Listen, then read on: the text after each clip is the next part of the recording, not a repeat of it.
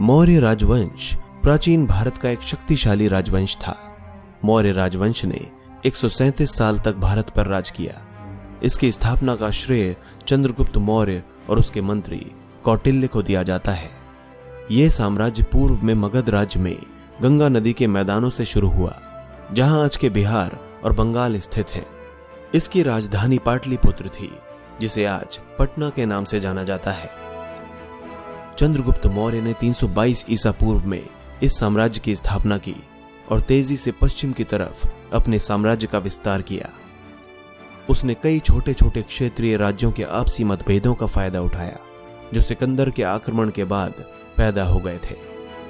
316 ईसा पूर्व तक मौर्य वंश ने पूरे उत्तर पश्चिमी भारत पर अधिकार जमा लिया था और आगे चलकर चक्रवर्ती सम्राट अशोक के राज्य में मौर्य वंश का वृहद स्तर पर विस्तार हुआ। सम्राट अशोक के कारण ही मौर्य साम्राज्य सबसे महान एवं शक्तिशाली बनकर विश्व भर में प्रसिद्ध हुआ। मौर्य वंश में चंद्रगुप्त मौर्य, बिंदुसार, अशोक, कुणाल, दशरथ, संप्रति, शालिसुख, देववर्मन, शतधन्वन और बृहद्रथ नाम के महान राजा हुए। चंद्रगुप्त मौर्य और मौर्यों का मूल 325 ईसा पूर्व में उत्तर पश्चिमी भारत पर सिकंदर का शासन था। यह वो इलाका है जहां आज का संपूर्ण पाकिस्तान स्थित है। जब सिकंदर पंजाब पर चढ़ाई कर रहा था तो एक ब्राह्मण जिसका नाम चाणक्य था, मगध को साम्राज्य विस्तार के लिए प्रोत्साहित करने आया। चाणक्य को कौटिल्य के नाम से भी जाना जाता था। उनका वास्तविक नाम विष्णुगुप्त था। उस समय मगध एक शक्तिशाली राज्य के रूप में उभर रहा था, जो पड़ोसी राज्यों की आंखों में कांटे की तरह चुभ रहा था। उस समय मगध के सम्राट धनानंद ने चाणक्य को अपने दरबार से निकाल दिया था। उसने कहा कि तुम एक पंडित हो और अपनी चोटी का ही ध्यान रखो। युद्ध करना राजा का काम है, तुम सिर्फ भिक्षा मांगो। इस प्रकार उनको अपमानित कर नंदवंशी शासक धनानंद ने उनकी शिखा पकड़कर दरबार से बाहर निकलवा दिया था। तभी चाणक्य ने प्रतिज्ञा ली कि धनानंद को एक दिन सबक सिखाकर रहेंगे। कुछ विद्वानों का मानना है कि चंद्रगुप्त मौर्य की उत्पत्ति उनकी माता मूरा से मिली है। मूरा शब्द का संशोधित शब्द मौर्य है, यानी कि मूरा से ही मौर्य शब्द बना है। हालांकि इतिहास में यह पहली बार देखा गया कि माता के नाम से पुत्र का वंश चला हो। चंद्रगुप्त मौर्य एक शक्तिशाली शासक था।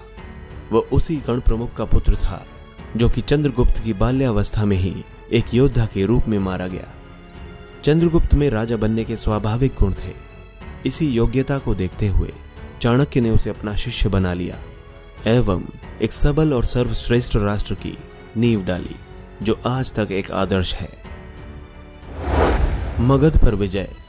इसके बाद चाणक्य ने भारत भर में जासूसों का एक जाल सा बिछा दिया, जिससे राजा के खिलाफ गद्दारी इत्यादि की गुप्त सूचना एकत्र की जा सके। उस समय यह एक अभूतपूर्व कदम था। पूरे राज्य में गुप्तचरों का जाल बिछाने के बाद उसने चंद्रगुप्त को यूनानी आक्रमणकारियों को मार भगाने के लिए तैयार किया। इस कार्य में उसे गुप्तचरों के विस्तृत जाल से बहुत मदद मिली। मगध के आक्रमण में चाणक्य ने मगध में गृह युद्ध को उकसाया। उसके गुप्तचरों ने नंद के अधिकारियों को रिश्वत देकर उन्हें अपने पक्ष में कर लिया। इसके बाद नंद ने अपना पद छोड़ दिया और चाणक्य को विजय श्री प्राप्त हुई। नंद को निर्वासित जीवन जीना पड़ा, जिसके बाद उसका क्या हुआ ये एक रहस्य है। आगे चलकर चंद्रगुप्त मौर्य ने जनता का विश्वास भी जीता और इसके साथ उसको सत्ता का अधिकार भी मिल गया। चंद्रगुप्त का साम्राज्य विस्तार। उस समय मगध भारत का सबसे शक्तिशाली राज्य था। मगध पर कब्जा होने के बाद चंद्रगुप्त सत्ता के केंद्र पर काबिज हो चुका था। चंद्रगुप्त ने पश्चिमी तथा दक्षिणी भारत पर विजय अभियान आरंभ कर दिया। इसकी जानकारी अप्रत्यक्ष साक्ष्यों से मिलती है। रुद्रदामन के जूनागढ़ शिलालेख में लिखा है कि सिंचाई के लिए सुदर्शन झील पर एक बांध पुष्यगुप्त द्वारा बनाया गया था। पुष्यगुप्त उस समय अशोक का प्रांतीय राज्यपाल था। उत्तर पश्चिमी भारत को यूनानी शासक से मुक्ति दिलाने के बाद उसका ध्यान दक्षिण की तरफ गया। चंद्रगुप्त ने सिकंदर के सेनापति सेल्यूकस को 305 ईसा पूर्व के आसपास हराया था।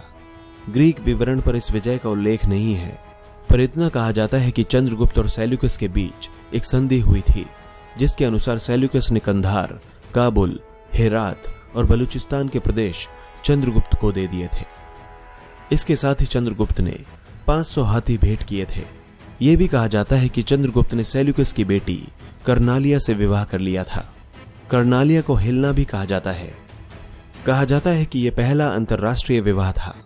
सेल्यूकस ने मेगास्थनीज को चंद्रगुप्त के दरबार में राजदूत के रूप में भेजा था। प्लूटार्क के अनुसार सेंड्रोकोटस यानी चंद्रगुप्त उस समय तक सिंहासन पर आसीन हो चुका था। उसने अपनी 6 लाख सैनिकों की विशाल सेना से संपूर्ण भारत पर विजय प्राप्त कर ली और अपने अधीन कर लिया। ये टिप्पणी थोड़ी अतिशयोक्ति ही कही जा सकती है, क्योंकि इतना ज्ञात है कि कावेरी नदी और इसके दक्षिण के क्षेत्रों में उस समय चोलों, पांड्यों, सत्यपुत्रों तथा केरल पुत्रों का शासन था। अशोक के शिलालेख कर्नाटक में चित्तल दुर्ग, येरागुडी तथा मास्की में पाए गए हैं। उसके शिलालिखित धर्मोपदेश प्रथम तथा त्रयोदश में उनके पड़ोसी चोल, पांड्य तथा अन्य राज्यों का वर्णन मिलता है। चूंकि ऐसी कोई जानकारी नहीं मिलता। पूर्वी भाग की राजधानी तौसाली थी तो दक्षिणी भाग की राजधानी सुवर्णगिरी थी। इसी प्रकार उत्तरी तथा पश्चिमी भाग की राजधानी क्रमशः तक्षशिला तथा उज्जैन थी, जिसे उज्जैनी भी कहा जाता है। इसके अतिरिक्त समापा, इशीला तथा कौशाम्बी भी महत्वपूर्ण नगर थे। राज्य के प्रशासन को चलाने के लिए प्रांतपालों को नियुक्त किया जाता था। ये प्रांतपाल राजघराने के ही राजकुमार होते थे, जो स्थानीय प्रांतों के शासक थे। राजकुमारों की मदद के लिए हर प्रांत में एक मंत्री परिषद तथा महामात्य होते थे। प्रांत आगे जिलों में बटे होते थे। प्रत्येक जिला गांव के समूहों में बटा होता था। प्रादेशिक जिला प्रशासन का प्रधान होता था। रज्जुक जमीन को मापने का काम करता था। प्रशासन की सबसे छोटी इकाई गांव थी, जिसका प्रधान ग्रामिक कहलाता था। कौटिल्य ने अर्थशास्त्र में नगरों के प्रशासन के बारे में एक पूरा अध्याय लिखा है। विद्वानों का कहना है कि उस समय पाटलिपुत्र तथा अन्य नगरों का प्रशासन इस सिद्धांत के अनुरूप ही रहा होगा। मेगास्थनीज ने पाटलिपुत्र के प्रशासन का वर्णन किया है। उसके अनुसार पाटलिपुत्र नगर का शासन एक नगर परिषद द्वारा किया जाता था, जिसमें 30 सदस्य होते थे। ये 30 सदस्य 5-5 सदस्यों वाली 6 समितियों में बटे होते थे। प्रत्येक समिति का कुछ निश्चित काम होता था। पहली समिति का काम औद्योगिक तथा कलात्मक उत्पादन से संबंधित था। इसका काम वेतन निर्धारित करना तथा मिलावट रोकना भी था। दूसरी समिति पाटलिपुत्र में बाहर से आने वाले लोगों को, खासकर विदेशियों के मामले देखती थी। तीसरी समिति का संबंध जन्म तथा मृत्यु के पंजीकरण से था। चौथी समिति व्यापार तथा वाणिज्य का विनियम करती थी। इसका काम निर्मित माल की बिक्री तथा व्यापार पर नजर रखना था। पांचवी समिति माल के विनिर्माण पर नजर रखती थी, तो छठी का काम कर वसूल करना था। नगर परिषद के द्वारा जन कल्याण के कार्य करने के लिए विभिन्न प्रकार के अधिकारी भी नियुक्त किए जाते थे, जैसे सड़कों, बाजारों, चिकित्सालयों, देवालयों, शिक्षा संस्थानों, जलापूर्ति, बंदरगाहों की मरम्मत तथा रखरखाव का काम करना। नगर का प्रमुख अधिकारी नागरक कहलाता था। कौटिल्य ने नगर प्रशासन में कई विभागों का भी उल्लेख किया है, जो नगर के कई कार्यकलापों को नियमित करते थे, जैसे लेखा विभाग, राजस्व विभाग, खान तथा खनिज विभाग, रथ विभाग, सीमा शुल्क और कर विभाग। मौर्य साम्राज्य के समय एक और बात जो भारत में अभूतपूर्व थी, वो थी मौर्यों का गुप्तचरों का जाल। उस समय पूरे राज्य में गुप्तचरों का ऐसा जाल बिछाया गया था, जो राज्य पर किसी भी बाहरी आक्रमण का, आंतरिक विद्रोह की खबर प्रशासन तथा सेना तक पहुंचाने में सक्षम था। भारत में सर्वप्रथम मौर्य वंश के शासनकाल में ही राष्ट्रीय राजनीतिक एकता स्थापित हुई थी। मौर्य प्रशासन में सत्ता का सुदृढ़ केंद्रीयकरण था, परंतु राजा निरंकुश नहीं होता था। कौटिल्य ने राज्य सप्तांक सिद्धांत निर्दिष्ट किया था, जिसके आधार पर मौर्य प्रशासन और उसकी गृह तथा विदेश नीति संचालित होती थी। आर्थिक स्थिति। इतने बड़े साम्राज्य की स्थापना का एक परिणाम यह हुआ कि पूरे साम्राज्य में आर्थिक एकीकरण हुआ। किसानों को स्थानीय रूप से कोई कर नहीं देना पड़ता था। हालांकि इसके बदले उन्हें कड़ाई से पर वाजिब मात्रा में कर केंद्रीय अधिकारियों को देना पड़ता था। उस समय की मुद्रा पण थी। अर्थशास्त्र में इन पणों के वेतनमानों का भी उल्लेख मिलता है। धार्मिक स्थिति। 6ठी सदी ईसा पूर्व यानी मौर्यों के उदय से कोई 200 वर्ष पूर्व तक भारत में धार्मिक संप्रदायों का प्रचलन था। ये सभी धर्म किसी न किसी रूप से वैदिक प्रथा से जुड़े थे। 6ठी शताब्दी